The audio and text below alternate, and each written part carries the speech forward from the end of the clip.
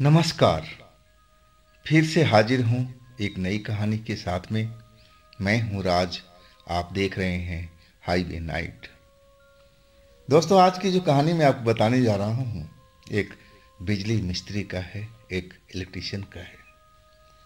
ये घटना इनके साथ में हुआ था 2005 दिसंबर में।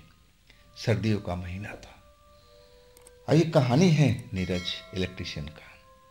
हरियाणा के रहने वाले हैं। अब बिजली के काम करते थे, उपकरण सही करते थे, पंखा कूलर इनका सब काम किया करते थे, घर की बिजली का वायरिंग किया करते थे। लेकिन अब सर्दी का जो टाइम आया था ना, काम बिल्कुल मंदा हो चुका था। ना तो पंखे खराब हो रहे थे, ना कोई पंखा की ज़रूरत थी, ना कोई कूलर की ज़रूरत था। अब जो काम उनका बिल्कुल एक तरह से ठप हुआ पड़ा था। अब उम्मीद था कि गर्मी जैसे ही आएगी अब फिर इनका काम शुरुआत हो जाएगा। अब घर में दुकान पर खाली खाली बैठा करते थे। घर के पास ही उनका एक छोटा सा दुकान था।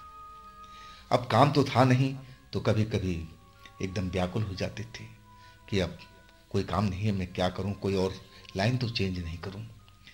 उनके दिमाग में कई तरह से कुछ अलग अलग ख्याल आ रहे थे।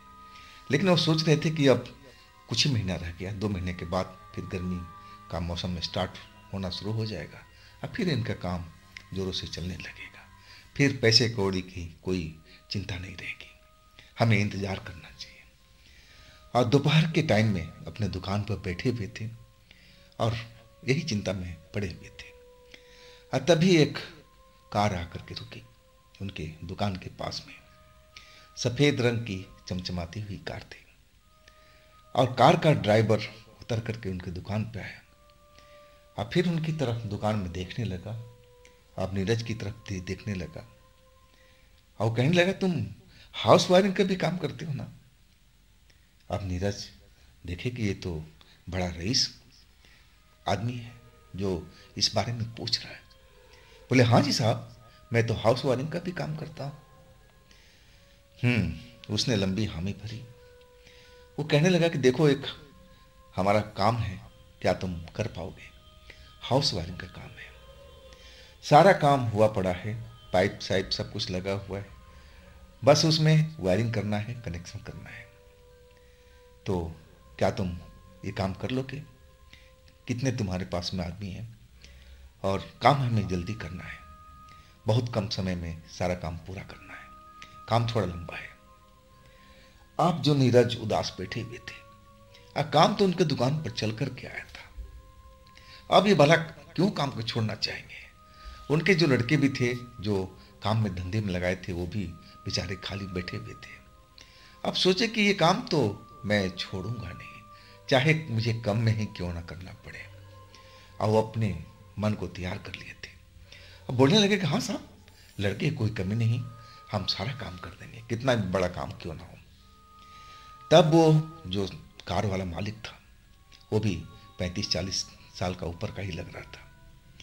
अब कहने लगा कि देखो, यहाँ से जो हमारा काम है दूरी पर है, क्या तुम वहाँ पर रोज आए जाए करके काम तो नहीं हो पाएगा? क्या अपने लड़कों के साथ वहाँ पर रुक करके काम कर सकते हो? और मैं चाहता हूँ कि जल्दी से जल्दी काम खत्म हो।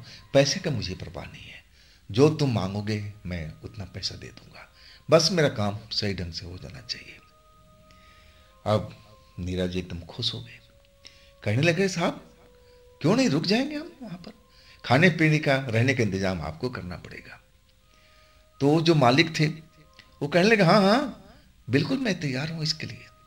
रहने का तो पूरा कोठी ही है, जहाँ जी चाहे वहाँ रहो। खाने का व्यवस्था मैं करवा दूंगा, होटल से तुम्हें जाकर के खाना लाना होगा। अपने लड़के खाओ, तुम भी खाओ, कोई चीज़ की कमी नहीं होगी, बस मेरा एक काम पूरा कर दो। आप जी, नीरज एकदम खुश। आप फिर कहने लगे, साहब एक बार मुझे काम दिखा दो, जगह दिखा दो। तब वो जो मालिक थे कहे, चलो आओ बैठो। अब नीरज बिल्कुल खुश थे। घर के अंदर गए, अपने माँ बाप को सबको बताया कि देखो काम मिल गया मुझे। एक बंदा कार लेकर के खड़ा है दुकान के सामने में। अब मैं जा रहा हूँ काम देखने के लिए, हो सकता है लौटने में थोड़ा देर भी हो जाए। आप लोग दुकान को संभाल लेना, कोई ग्राहक आए तो नाम पता पूछ करके नोट कर लेना क्या काम है। ऐसा ही नीरज किया करते थे। अब उस बंदे के साथ कार में चल पड़े। वहां से अब कार से उनको जाने में 2.5 घंटा के आसपास लगा था। अब ये दूरी बहुत काफ़ी होती है। अब नीरज जितना दूरी बस से या बाइक से सफ़र करना मुश्किल था रोज़ के लिए। और वो मालिक कह रहा था कि हमें जल्द से जल्द काम ख़त्म करना, मतलब उस कोठी में जाकर के रहना पड़ेगा। अब जब नीरज पहुंचे तो देखा कि फार्म हाउस था। फार्म हाउस में 2 मंजिला कोठी बनी हुई थी, बड़ा सा फार्म हाउस, और उसमें बगीचे गार्डन सब कुछ बने हुए थे। और गेट पर चौकीदार भी था, कमरा बना हुआ था। तो ऐसा कोई डर वाली बात तो थी नहीं। अब पूरा काम देखने के बाद अब मालिक से कहने लगे कि साहब हम कर लेंगे इस काम को। और साहब बोले कि तुम टाइम बताओ कितना दिन में ख़त्म करोगे, कि मुझे इस काम में जल्दी है, मैं जल्दी चाहता हूँ कि ये काम पूरा हो जाए। और तब नीरज जी अपना टाइम बता दिए कि देखो साहब, इस काम में हफ्ता दिन तक मान के चलो, इससे पहले मैं ख़त्म करने की कोशिश करूँगा, लेकिन इतना दिन तो लग ही जाएगा, बड़ा सा काम है। और तब वो मालिक मान गए और कहने लगे कि ठीक है, मैं मंजूर है। अब फिर एडवांस भी दिए नीरज को। नीरज जब पैसे एडवांस ले लिए, अब तो खुशी संभल नहीं रही थी। चलो इस मंदी के काम टाइम में अब मुझे ये काम मिल गया, पैसे वाला काम। और जो उन्होंने मांगा था वही मालिक दे रहा था। 1 रुपये की कोई कटौती, कोई कमी नहीं होने दिया। और ऊपर से अब रहने का इंतजाम यहीं पर था, खाना पीना सब कुछ होटल से लेके आना था। अब वही बंदा उनको घर तक छोड़ के गया और उसी रोड से सीधा निकल गया था। मतलब उसी रोड पर कहीं आगे उसका घर था जहाँ नीरज की रिहाइश थी, दुकान थी। अब उन्होंने बोला भाई कल अपना वक्त से आप लोग अपने लड़का लेकर के आज सब पहुँच जाओ। अब कोई परेशानी हो तो वहाँ पर चौकीदार है, उससे आप मिल लेना, बता देना, जो भी समस्या आपका हल करने की कोशिश करेगा। बस अपना काम स्पीड से आप लोग ख़त्म करो। अब नीरज सारे अपने लड़के को इकट्ठा किए। इसके बाद लड़के को काम समझाया कि चल भाई, अब ये काम आ गया है, हमें काम करना ही चाहिए, पैसे को सबको दिक्कत है। लड़के भी तैयार हो गए थे। अब 5 लड़कों के साथ लेकर के नीरज कुछ अपने कपड़े बैग में औजार फौजार रख करके और उस साइड पर चल पड़े फार्म हाउस में। अब करीब 2-2:30 बजे के दोपहर के बाद सुबह में जो निकले थे पहुंचे। अब जो चौकीदार था अब बता दिए कि भाई हम लोग काम शुरू करने जा रहे हैं, आप ये बता दो कि शाम का खाना का प्रबंध कहाँ है, होटल कहाँ पर है, आप कहाँ खाते पीते हो। तब वो कहने लगा साहब हम तो अपने गांव चले जाते हैं। रात का चौकीदार अलग आता है, वो आपको बता पाएगा, मुझे इस काम का ज़्यादा अनुभव नहीं है, मैं तो कुछ ही दिन पहले इस जगह पर लगा हूँ, नया नया हूँ। और सब कुछ वो पुराना चौकीदार है और उसको मालूम है, वो सब आपका प्रबंध करवा देगा। इसके बाद जो नीरज थे अपने साथियों के साथ काम में लग गए, काम खींचने लगे। 8 बजे के आसपास जब वो कोठी से अंदर बाहर निकले, गेट पर आए, अब सबको भूख भी लग रही थी, खाना का इंतजाम भी करना था। जब गए तो सही में चौकीदार बदल चुका था। चौकीदार वो जो दिन वाला था यंग लड़का था, और ये जो रात वाला था एक अधेड़ सा व्यक्ति था और बूढ़ा जैसा लग रहा था। सफ़ेद बाल, सफ़ेद दाढ़ी दिख रही थी। और वो जो नीरज थे पूछने लगे भाई हम लोग बिजली मिस्त्री हैं, साहब ने काम पर लगाया, अब आप बताओ खाना का प्रबंध कहाँ पर है। तो जो चौकीदार था उनकी तरफ घूर कर देखने लगा, जैसे ये लोग अजूबा हों, इस जगह पर कभी आगे इन्होंने देखा नहीं है, ऐसा नज़र आ रहा था कि जैसे वो नीरज को अब पूरा उनका टीम को घूर कर देख रहा था। अब नीरज भी चौंक पड़े कि ये ऐसा क्यों घूर के देख रहा है। वो कहने लगे कि बाबा आपने कभी इंसान को देखा नहीं है क्या, जिंदा इंसान को, ऐसे क्या देख रहे हो आप। अब वो जो चौकीदार था कहने लगा बेटा मैं इसलिए घूर कर देख रहा हूँ कि रात के टाइम में यहाँ कोई रुकता नहीं है, मैं तो 1 साल से हूँ यहाँ पर। जो भी मिस्त्री वगैरह आते हैं दिन में काम करके और वो लोग चले जाते हैं। ये पहले इंसान हो आप लोग कि यहाँ पर रात में रुक रहे हो। अब जो नीरज थे वो चौंक गए, मामला क्या है भाई? तब वो नीरज बोलने लगे, बाबा ऐसी क्या बात है कि जो यहाँ कोई रुकता नहीं? आप जो कुछ बात है हमें बताओ, हम तो यहाँ रुके हुए हैं और कई दिन रुकना पड़ेगा हमें तो। अब जो चौकीदार था कहने लगा कि बाबू अब रुक ही गए हो तो क्या फर्क पड़ता है। लेकिन नीरज के मन में अब एक सवाल सा खड़ा हो गया था कि आखिर ये बूढ़ा चौकीदार ऐसे क्यों बात कर रहा है, क्या कहना चाहता है। अब नीरज उससे पूछने लगे, लेकिन वो इनकार करते रहा कि नहीं बाबू, मुझे विशेष पता नहीं है। हाँ, इतना जरूर पता है कि जो जो लेबर मिस्त्री रात में रहते थे और वो डर के मारे रात के टाइम ही भाग जाते थे। मैं ही गेट पर था और वो एकदम डरे हुए दिखाई देते थे, जैसे लग रहा था कि उनके पीछे कोई भूत लगा हो, और डर के मारे रुकते नहीं थे। ऐसा कई बार हुआ इस घर में, इस कोठी में। लेकिन मैं पूछता रहा कि आखिर तुमने ऐसा क्या देखा, ऐसा क्या देखा, लेकिन वो बता नहीं पाते थे और इस गेट से निकल के भाग जाते थे। कभी वो फिर दोबारा काम पर नहीं आए। मुझे बस इतना ही पता है, इसके आगे मैं कुछ भी नहीं जानता। हाँ, मैं भी 1 साल से हूँ, लेकिन मैं गेट पर रहता हूँ। अब मैंने आज तक ऐसी कोई चीज को देखा नहीं। अब जो नीरज थे वो तो भूत प्रेत पर यकीन ही नहीं करते थे। अब वो चौकीदार की बात सुनकर के वो हंस पड़े। कहने लगा, क्या बाबा, हम तो डर ही गए थे कि मैंने सोचा कोई इसमें जानवर होगा, कोई खूंखार भेड़िया घूमता होगा। अब कैसे भूत प्रेत का नाम ले रहे हो? अरे आज के टाइम में भूत प्रेत कहीं होता है? अरे सब बकवास बातें हैं, कुछ नहीं ऐसा होता। आप हमें बताओ कि खाना कहाँ मिलेगा, होटल कहाँ पर है, जाके हम लोग खाना खाएं, भूख लगी हुई है। तब बाबा कहने लगा कि अरे मैं आप लोग को थोड़ी डराना चाहता था, जो मैंने देखा, जो मैंने महसूस किया बता दिया। बताना मेरा काम था, मानना ना मानना आप लोगों के काम है। अब फिर वो चौकीदार ने रास्ता बता दिया कि आगे चले जाओ, हाईवे पर ढाबा है जो सारी रात खुला रहता है। जो आपको भोजन चाहिए वो मिल जाएगा, चाय चाहिए, पानी चाहिए, सब कुछ वहाँ पर बंद है। अब नीरज अपनी टीम को लेकर के चल पड़े जी। होटल पर गए, ढाबा पर खाना वाना अपना छक करके खाए, लड़कों को खिलाए। अब फिर 1-1.5 घंटे के बाद अब वहाँ से वापस उस फार्म हाउस में पहुंचे। चौकीदार गेट खोल दिया, लेकिन अब कुछ बोला नहीं, शांत था। ना नीरज कुछ पूछना चाहा, क्योंकि सब कुछ तो बात हो गई थी। अब इनको नींद लग रही थी, लड़कों को भी नींद लग रही थी। अब दिन भर काम की बेचारे मेहनत का, बिजली का तार खींचना आसान काम तो होता नहीं है।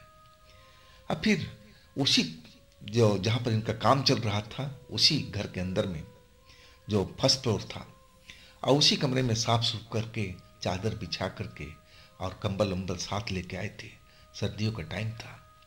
अब फिर सारे लड़के अब इकट्ठे होकर के सोने लगे, ताकि साथ में रहेंगे तो गर्मी से भरे रहेंगे, अलग अलग सोने से ठंड लगेगी। और एक तरह से सब इकट्ठे ही हो गए थे। 2-3 कंबल था और सब जोड़ जाड़ करके अपने आप को ढक करके और सोना शुरू कर दिया था। अब नींद सबको आ चुकी थी, सब गहरी नींद में थे। अब रात 12 से ऊपर का टाइम हो गया था। ठंडी ठंडी हवा चल रही थी, सर्द हवा चल रही थी।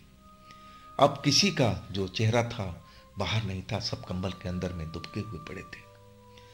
और अचानक लगा कि उस कमरे में कोई आकर के और इधर से उधर घूम रहा हो, जैसे कोई भारी जूता पहने हुए है, मिलिट्री वाला जूता, वैसे ही ठक ठक ठक ठक जैसे चलता था, आवाज आनी शुरू होती थी। और सबसे पहले नीरज का ही जो नींद था वो खुल गया। अब ऐसा जूता तो उनके टीम में किसी ने नहीं पहन रखा था कि ऐसी आवाज सुनाई पड़े। और नीरज कंबल में थे, अब चेहरा ढके हुए थे, सारे लड़के सो रहे थे, और उसी आवाज से इनका नींद खुल गया। अब सोचने लगे कि आखिर कौन हो सकता है ऐसी भारी जूता पहने हुए। ये तो कोई आर्मी वाला होगा, पुलिस का जूता होता है, भारी ऐसा ही होता है, ऐसा ही आवाज होती है। तो अपना सर कंबल से निकाले। अब रोशनी जल रही थी, टेम्पररी बल्ब उन्होंने लगा रखा था, पीली रोशनी हर जगह पर फैली हुई थी उस कमरे के अंदर में। अब फिर जब उस तरफ देखने लगे जिधर से आवाज आ रही है, तो क्या देखते हैं कि एक लंबा सा काला सा साया बिल्कुल स्याह कपड़ों में, काले कपड़ों में, जैसे लबादी ओढ़ रखा हो, अंग्रेज की तरह दिखाई दे रहा था। अंग्रेज जैसे कपड़े पहन रखा था, वैसे ही कोट पहन रखा, हेट पहन रखा। अब वो इधर से उधर घूमता जा रहा। अब उसको देख करके एकदम जो नीरज थे सोचे पड़ गए कि अरे इतनी रात को ऐसा इंसान कहाँ से आ गया इस जगह पर। हमारे लड़के तो सारे सोए हुए हैं, वो तो हो नहीं सकते। तो ये सूट बूट वाला कौन इंसान हो सकता है, इतनी रात को यहां पर क्या कर रहा है। अब नीरज जो चुपचाप पड़े हुए उस तरफ देख रहे थे, अब उनसे रहा नहीं गया, वो उठ करके कंबल से बाहर निकल गए। अब खड़ा होकर के उसकी तरफ देखने लगे।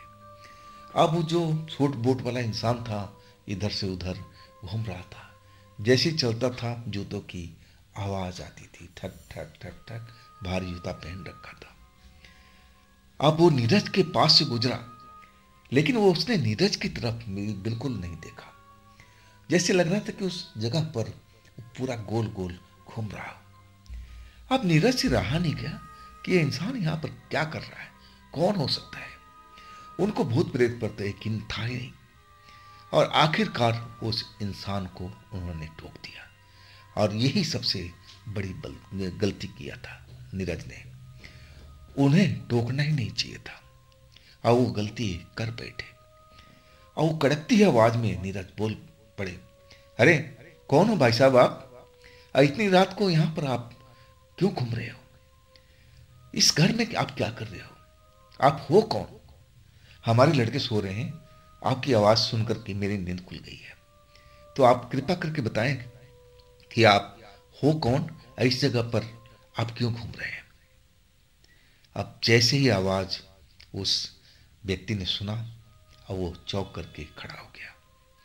अब अपना सर घुमाया नीरज की तरफ, अब नीरज को देखने लगा।